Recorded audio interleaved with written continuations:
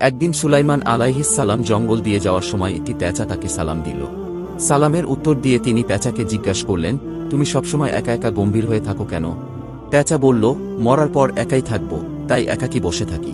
এরপর সুলাইমান আলাইহিস সালাম জিজ্ঞাসা করলেন, তুমি শস্যদানা খাও না কেন? সে উত্তর দিল, কারণ এর জন্যই আদম আলাইহিস সালামকে জান্নাত থেকে বের করে দেওয়া হয়েছিল। তারপর পেঁচাকে জিজ্ঞাসা করলেন, তুমি পানি পান করো না কেন? পেঁচা উত্তরে বলল, নূহ আলাইহিস সালামের কওমকে পানিতে ডুবিয়ে মারা হয়েছিল, এজন্য আমি পানি পান করি না। সুলাইমান আলাইহিস সালাম এরপর জিজ্ঞাসা করলেন, তুমি লোকালয়ে না থেকে কেন ঝোপঝাড়ে থাকো? পেঁচা বলল, এখান থেকে আমি বলতে থাকি কোথায় তারা যারা একদিন এখানে ছিল। তারপর পেঁচাকে জিজ্ঞাসা করলেন, তুমি দিনে বের না হয়ে রাতে বের হও কেন? পেঁচা বলল, দিনের বেলা মানুষ জুলুম নির্যাতন করে, তাই রাতে বের হই। সুলাইমান আলাইহিস সালাম বললেন, তুমি যখন ডাকাডাকি করো তখন কি বলো?